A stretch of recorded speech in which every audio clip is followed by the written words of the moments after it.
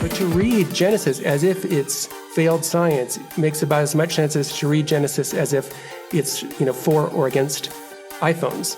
I mean, imagine somebody reading Genesis and they're like, well, should I buy an iPhone or not? I'm not going to read Genesis to determine this.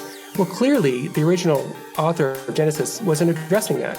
And the original author of Genesis wasn't addressing for or against evolution. So I think that these readers who want to make it for or against evolution are just utterly misreading and taking the story out of its original context and therefore necessarily providing a really bad reading of Genesis.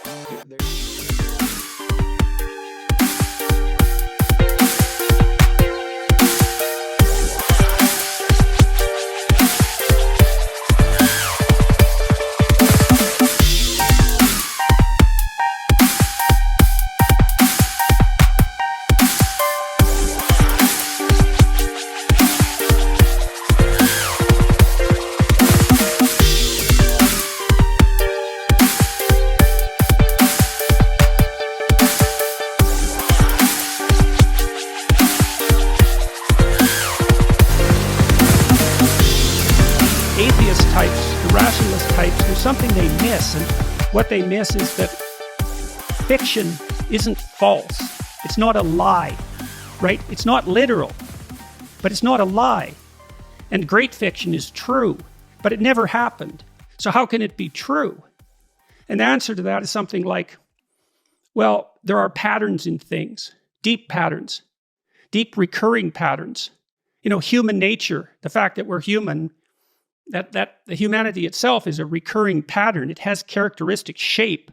And great fiction describes the shape of that pattern. And the greater fiction becomes, the more it is religious in nature. And that's not even a claim about the nature of truth. It's more a claim about the nature of experience. When we say something is profound, what we mean is that it's moving and that it has a broad influence. It's capable of having a broad influence on the way we think and see and act. So if you read a profound book, like one of Dostoevsky's books, you could say of that book, and people often do, that it changed my life when I read that book. And a story that can change your life has a power that is best described as religious. And so religious is a kind of experience in some sense, rather, in addition to a claim about what constitutes truth. And then those stories in Genesis, Cain and Abel, I think, and the story of Adam and Eve, because those stories are so deep that it's almost unfathomable, they get at the most profound of patterns. And so to say that they're literally true is actually to massively underestimate how true they are. Because you could tell me what you did this morning, and that would be literally true, but who cares? Whereas if you read the story of Adam and Eve, it's so true that it applies to everyone always. And mere literal truth can't do that.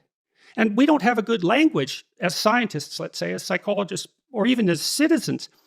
We don't have a good language for that kind of truth. And so, well, I guess I'd like your thoughts about that idea.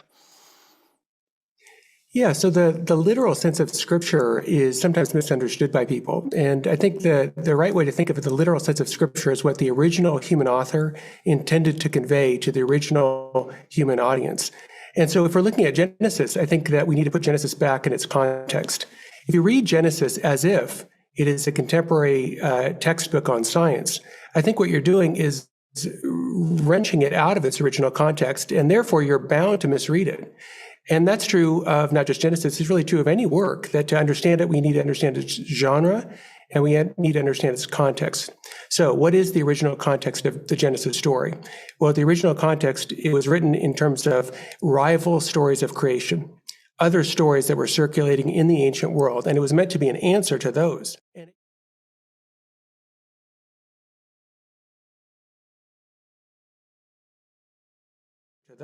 And it uses poetry, it uses imagery, and that was what all those stories did. And the poetry and the imagery, I would not set that against truth, as if on the one hand you have truth, and the other hand you have poetry, imagery, and story.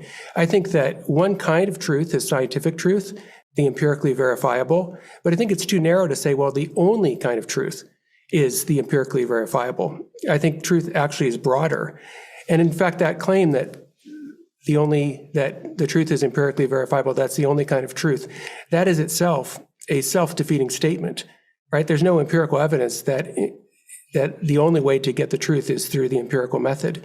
So if we put Genesis back in its context, what do we see? Well, we see it is a story telling us about, in contrast to the other stories in the ancient world were stories in which there were multiple gods. They engaged in a warfare and violence. So you think of the Greek myths are like this, where, right, Zeus overthrows his father and there's all this violence. And Genesis is meant to answer these other ancient myths. And it's saying things like there's only one God, there's not multiple. Secondly, that creation is not a matter of violence, but that the creation is reasonable speech. And this was something that you talked about in your lecture, which really struck me, because I obviously had read that story before, but I never really thought of it, that, well, creation arrives, right? God says, let there be light, and there was light. And what is reasonable speech? Reasonable speech is orderly, right? The difference between, random sounds you make and reasonable speech is that there's a kind of order to it. So if creation arises from reasonable speech, then creation itself is ordered. It's intelligible. It makes sense. And that gives rise centuries and centuries later, that belief that creation is orderly and makes sense gives rise centuries later to science. Mm-hmm. But to read Genesis as if it's failed science makes about as much sense as to read Genesis as if it's, for or against iPhones. I mean, imagine somebody reading Genesis and they're like, well, should I buy an iPhone or not? I'm not going to read Genesis to determine this. Well, clearly, the original author of Genesis wasn't addressing that. And the original author of Genesis wasn't addressing for or against evolution. So I think that these readers who want to make it for or against evolution are just utterly misreading and taking the story out of its original context, and therefore necessarily providing a really bad reading of Genesis. There's also a really important theological point to make here as well, and that's, I could put it philosophically, what's the condition for the possibility of something being literal in the first place? What's the condition for the possibility both of it being recognized, spoken, and then apprehended? There's a certain kind of orderliness that's necessarily presupposed in the act of knowing and in the act of communicating that knowledge that itself, as Chris said, can't be empirically verified. So when we as Catholics say that recognize from the New Testament that Jesus is the truth, that would include, in a literal historical sense, but also the condition for the possibility of anything being intelligible and literally understood and communicated at all. So I think one of the frustrations I find in contemporary debates on these questions is that secularism oftentimes isolates and identifies the literal, the empirical, as if this is just a freestanding epistemic platform that belongs to them, and everybody has to compete in order to be on their territory. And I just don't think that's philosophically the case. It presupposes a lot of things that they can't give an account for. Yeah.